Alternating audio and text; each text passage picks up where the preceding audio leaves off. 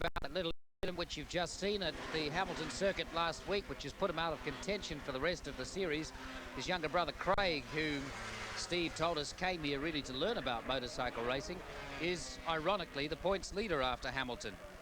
And today's races are going to be different in the second and third legs, in that the track will be dry. In the first leg, in case you didn't see it, the track was very, very wet indeed, and the production bikes really were to the fore. An excellent race, the first one up, won by Richard Scott from Roger Freeth and Dennis Ireland, and Paul Pavletich was fourth. But a superb ride from Richard Scott, and I think even in the dry conditions, having watched him in practice today in the dry, he's going to be very, very difficult to beat. But lined up on the circuit now are the Formula 2 bikes.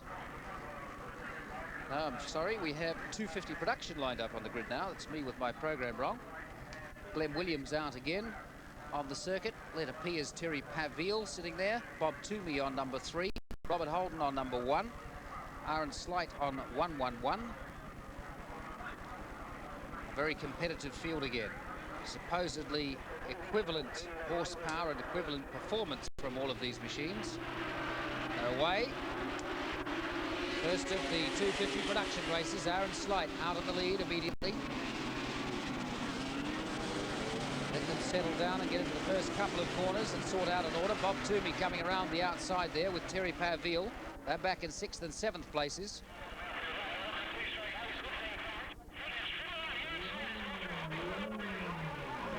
Already Aaron Slight starting to pull away from Allan Ramage.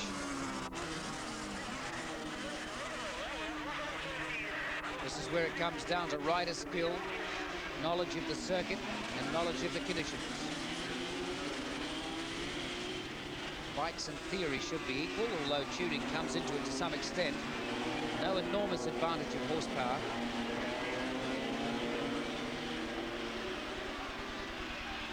Peter Clifford, what's the circuit like at that stage? Well, the problem is, as you can see, there's been oil laid around the circuit, and that spoils the line on a lot of corners. But as you can see, these two guys at the front don't seem to be too worried by it. But you can see the cement dust that has been laid on the oil that was put down by the sidecar outfits. Being nimble 250 machines, a lot of them will be able to avoid those lines where the oil is. Yeah, that's right. They're easier to flick from one side to the other, as you can see them put through the S's here. A very nice manoeuvre by the Suzuki there. Number 45 to take the lead. Allan Ramage it is in the lead. 91 is Michael Webb. These are all reasonably experienced smaller class bike riders. Allan Ramage into the lead and taking some advantage already from it. Michael Webb, number 91, in second place. Yes, and I actually just had a battle with Mike Webb on the 750 production, so I know that he knows this circuit very well. Aaron Slight back to third place. Terry Paviel and Bob Toomey having a little battle of their own in 5th and 6th places. We would expect them to come through. There's Bob Toomey. Terry Paviel on his outside. Let him Slight third. This is Bob Toomey up to 4th now.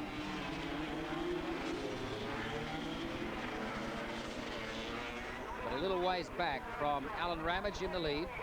Michael Webb second place, Aaron Slight third. Here's Toomey coming now. There's Ramage, Toomey.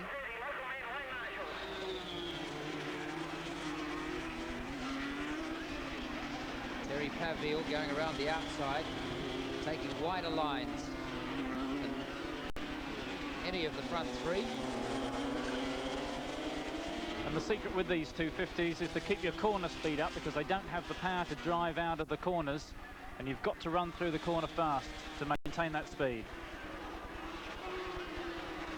No good being desperate on the brakes and slinging the bike on its side and then yanking hold of the throttle, hoping that it's all going to happen as it will on a bigger bike.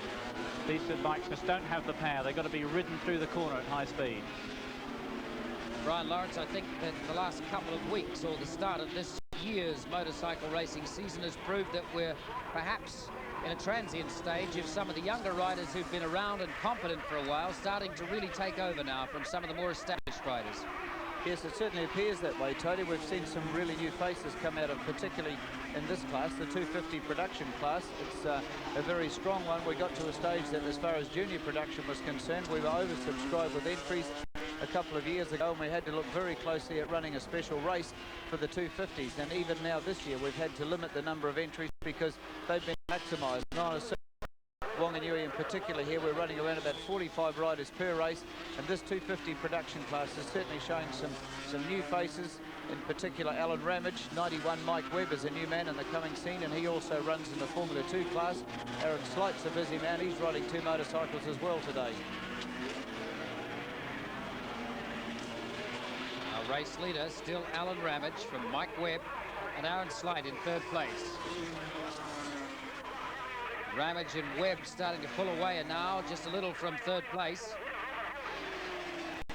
Back to 3rd, and Aaron Slight.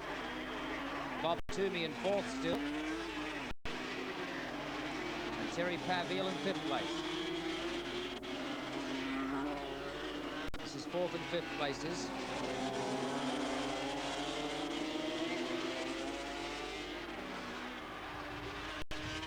The oil flag still being held out on that corner by the bridge. And that's tricky because it pushes all the riders onto the off-camber exit of that corner, which does make life difficult.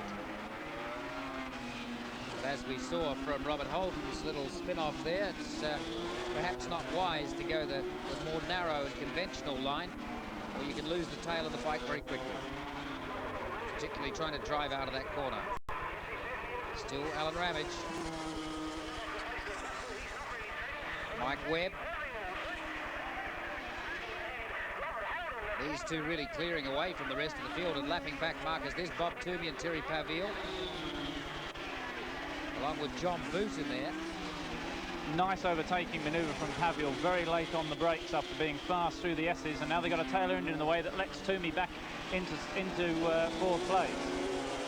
That really upset Paviel, the tail ender just being in the wrong place at the wrong time. John Boote coming with those two, improving his position. He must have got a bad start because he came from a long way back and made up the ground. Now about to challenge Terry Paviel for 5th place. That's 3rd place. 4th, Bob Toomey. 5th, Terry Paviel. 6th, John Boote. Well, that's the 2nd place man, number 91. That's 3rd place, Aaron Slight, Bob Toomey, Terry Paviel, John Boote. Tremendous battle going on there. Wayne Marshall right behind them. The man that we saw a few years ago here at Wanganui lead the race for a couple of laps in Formula 1 on a motocross bike. And a big mistake from Paviel there. He just was too desperate on the brakes and ran wide, losing his place to Boote. John Boote up now. Paviel back in front of him again, shuts him out on the corner over the bridge. But that's the leader, 45. Allan Ramage 1st, Mike Webb 2nd still. Aaron Slight still 3rd. Ramage, number 45, really riding superbly, and there's nothing that Webb seems to be able to do to catch the little Suzuki.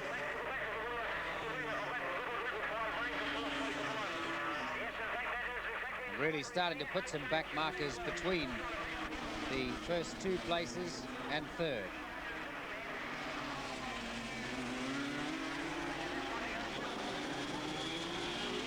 Paviel wide again there, only clipping the edge of the garden. That was the same place again. But that's the leader. Pick out number 45. He's the leader, Allan Ramage. Number 91, Mike Webb, is in 2nd place. Number 111, just at the bottom of the picture, Aaron Slight in 3rd. And number 3, Bob Toomey 4th. Back at the race between his 3rd place, Aaron Slight. The race between Bob Toomey, Terry Paviel and John Boote is the interesting one. Race leader through, Mike Webb 2nd. As they get through some of the back markers, amazing how quickly these people can lap the back markers on supposedly similar machinery.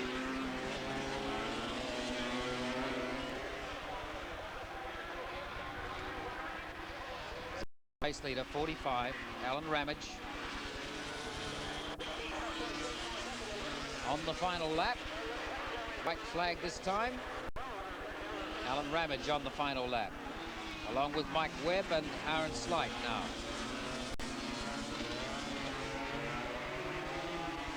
Looking back for second place. Lots of back markers between first and second now. There is second place, Mike Webb, 91. He's the race, making a demon burst through the S section. It'll be interesting to see if there are any tail enders ahead that might just make the difference between the leader here, Ramage, and second place man Webb. For the moment, it looks like a clear road.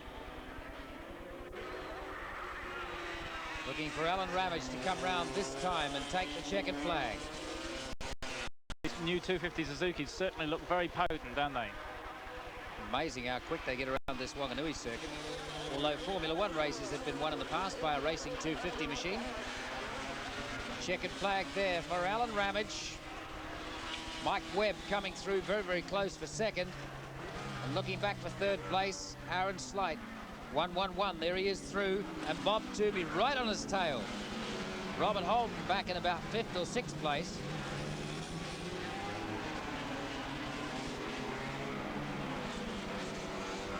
This is really the kind of racing where the rider ability does show through. In recent years, 250 racing class in particular, and 350 racing production class, should I say, have been full of competitors on very similar machinery, and almost always it's the leading competitors, those people that you know to have riding skill, that do come through.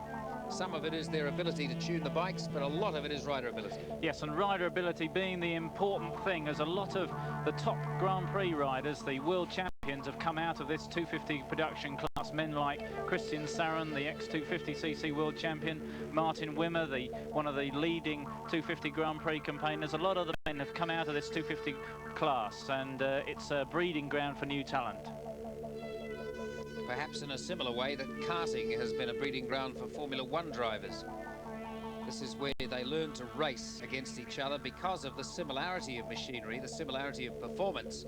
One has to learn the tactics of racing and how to race under pressure with